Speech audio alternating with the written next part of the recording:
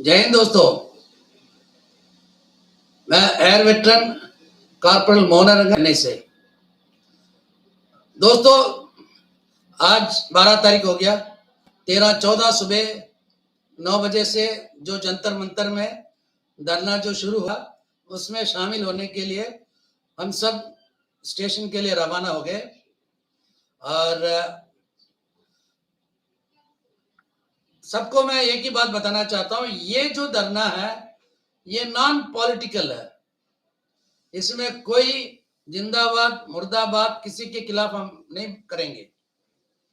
कुछ कुत्ते भौंकते हैं मेरे खिलाफ और मैं उसके बारे में कभी सोचता ही नहीं, क्योंकि कुत्तों का आदत है भौंकने का। दोस्तों, अभी आप सबको मालूम है कि महाराष्ट्र से आ रहे हैं, उत्तराखंड से आ रहे हैं, तमिलनाडु से आ रहे हैं, केरला, आंध्रा, हर जगह से आ रहे हैं लोग, चाहे 50-100 जो भी होगा। लेकिन जब हम इतनी दूर आ सकते हैं, एक मकसद के लिए आ रहे हैं, हम अपने हक की लड़ाई है ये। आज तक जो भी हुआ है, अफसर हमारे लिए जाके बात करते थे, हमें मालूम नहीं था कि वो क्या बात कर रहे थे, उन्होंने क्या बात किया, क्या बात करने जाते हैं, लेकिन आखिर में फायदा किसको मिला? अफसर्स को। दोस्तों, ये काम आगे से नहीं चलना चाहिए। इस करके हम ये जो धरना कर रहे हैं, सारे हिंदुस्तान की जितने भी जेसीओ जवान की जो संगठन है, हम सब शामिल हो रहे हैं। लेकिन कुछ ऐसे संगठन है जो अभी भी दरी कुर्सी बिछाने का चक्कर में है, या अपनी फायदा अपनी रोटी सेकने वाले नहीं आएंगे। जो नहीं आते उनके बारे में हम कुछ सोचते भी नहीं, क्योंकि अगर जो भी आएगा अपनी इच्छा से, जो भी आएगा ना, वही काम कर सकता है। कुछ लोग ऐसे हैं कि कमेंट डालने में बहुत मस्त रहते हैं और उंगली करने में भी मस्त है वो। हम उनके बारे में बात नहीं करेंगे। आज 15 तारीख को बात करूंगा मैं। दोस्तों, 14 तारीख दिन आप याद कर लेना, क्योंकि ये 14 नवंबर 2022 जब से देश आजाद हुआ है, ये 75 साल में ये पहला मौका है और पहली बार हो रहा है। आपको इसका क्रेडिट लेना चाहिए, क्योंकि ये जो धरना है किसी एक संगठन का नहीं है या किसी एक व्यक्ति का नहीं है, हम सबका है, आपका भी है। क्योंकि जो भी फायदा होगा हम सबका होगा।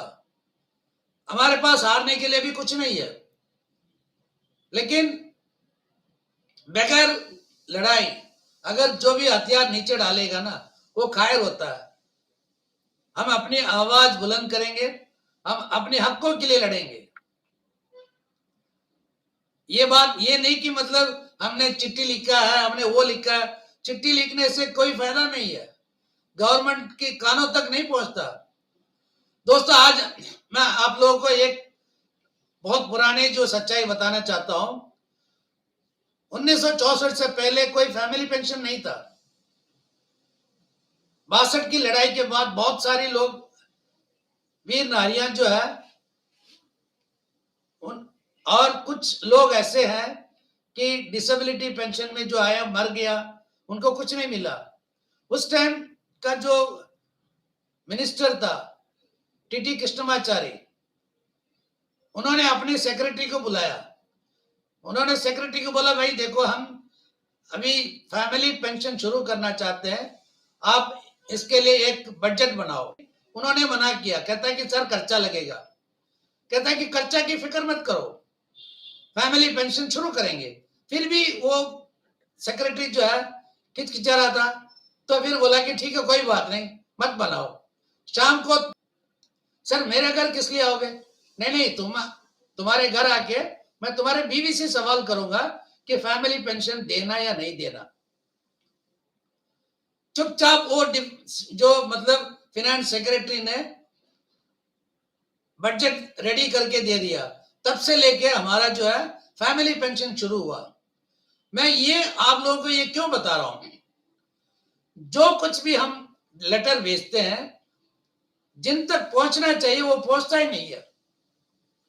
क्यों नहीं पहुंचता भगवान जाने।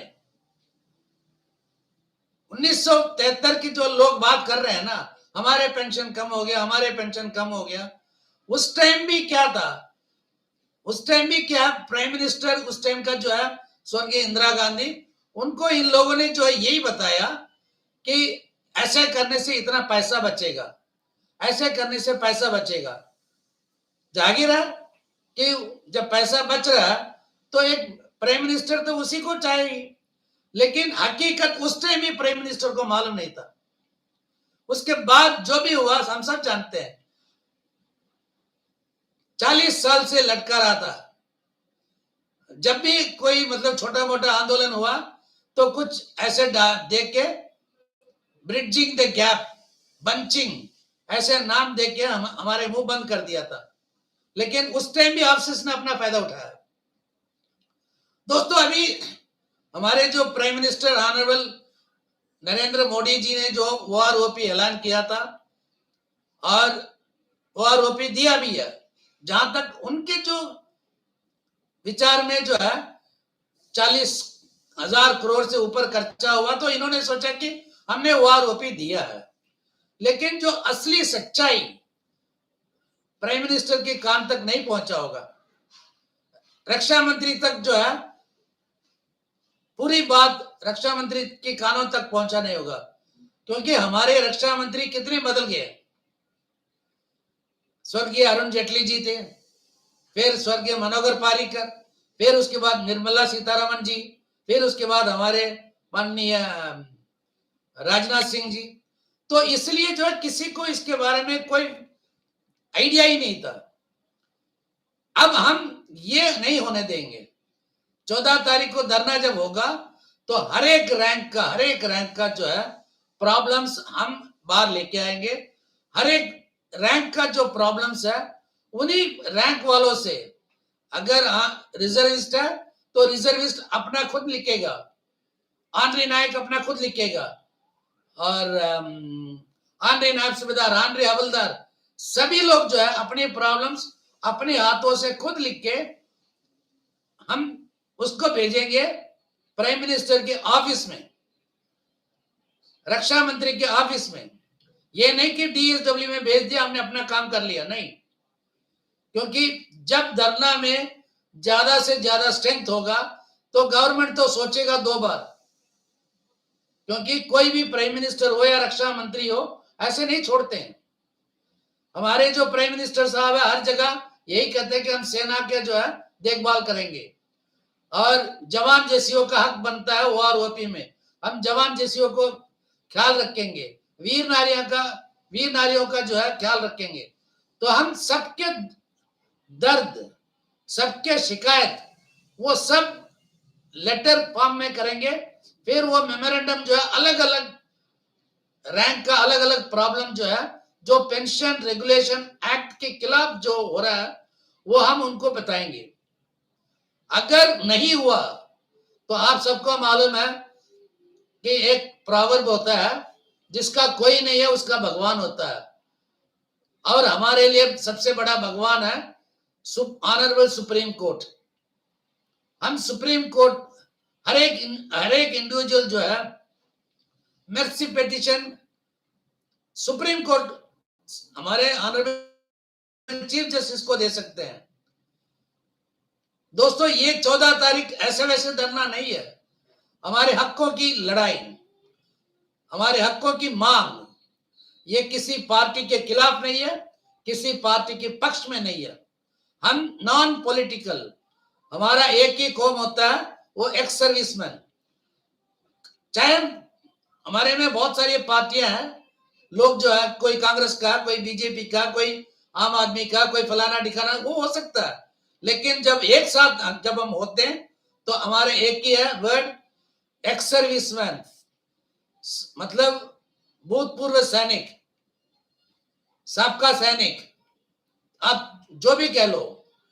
इसलिए दोस्तों, जब हम इतनी दूर से आ सकते हैं, जब लोग यूपी उत्तराखंड से आ सकते हैं, जो दिल्ली में है, दिल्ली के आसपास हरियाणा और Delhi belt Rajasthan, Delhi belt UP, Delhi belt, Uttarakhand से तो वैसे दूर से आ रहे हैं, लेकिन जो सहारनपुर इलाका है, मेरठ इलाका है, वो आ सकते हैं। एक दिन की तो बात है, अगर एक दिन भी अगर आप टाइम नहीं दे सकते हो, फिर हम कुछ नहीं कह सकते। अगर कोई नौकरी पे है, अगर उनको नौकरी पे जाना है, वो अपनी बीवी को कह सकता है एक दिन के लिए, भाई तुम जाके आ जाना।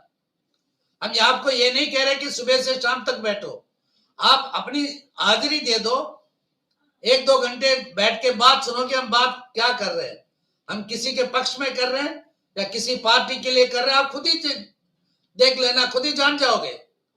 हाँ, कुछ संगठन है दिल्ली का, वो आना नहीं चाहते, लेकिन जो आज जा रहे हैं उनको भी मतलब गलतफहमी पैदा कर रहे हैं, क्योंकि शक ऐसे बीमारी है, कैंसर से भी बहुत खतरा है।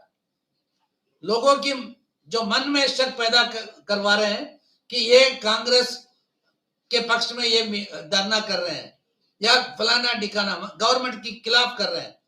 हम गवर्नमेंट के खिलाफ नहीं है, सरकार अलग, पार्टी अलग। हमारे ये जो लड़ाई है सिस्टम के खिलाफ, जो सिस्टम जो बनाया है वो चेंज होना चाहिए। जैसे कि 2016 के बाद जो रिटायर हुआ है, उनकी पेंशन कम कैसे हुआ? वो इसी सिस्टम की वजह से हुआ। जिन लोगों ने 7th पे कमीशन जो डिफेंस के लिए बनाया, उनको सोचना चाहिए था कि कोई भी आदमी डिफेंस में 40 साल नौकरी नहीं कर सकता जैसे सिविलियन करते हैं। लेकिन यहाँ पे इस तरह मतलब पे मैट्रिक्स बना के हमारे जो 2016 के बाद वाला जितने भी रिटायर हुआ उनके साथ उनके मजाक उड़ाया।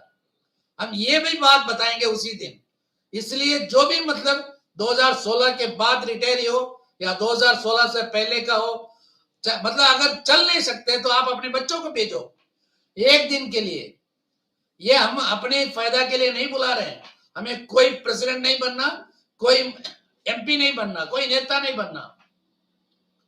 14 तारीख दोस्तों याद कर लो, आने वाले पीढ़ी पूछेगा जब 14 तारीख नवंबर 2022 में जब पूरे देश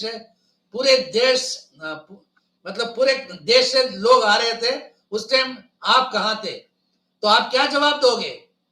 दोस्तों सोच लेना 2 बार। और दिल्ली आसपास के जितने भी हैं, कम से कम 1-2 घंटे के लिए आके चले जाओ।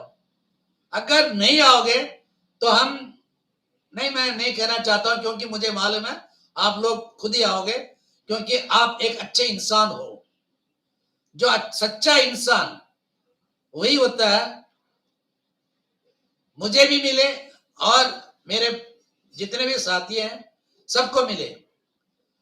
खुदगर्ज वो होता है, बेईमान वो होता है जो ये सोचेगा कि सिर्फ मुझे मिले या अगले को मिलेगा तो मुझे मिले। आपको सच्चा इंसान बनना या बेईमान बनना, ये खुद ही आप सोच लो। जय हिंद, वंदे मातरम। 14 तारीख को सुबह हम मिलेंगे। इनकलाब जिंदाबाद, वंदे मातरम।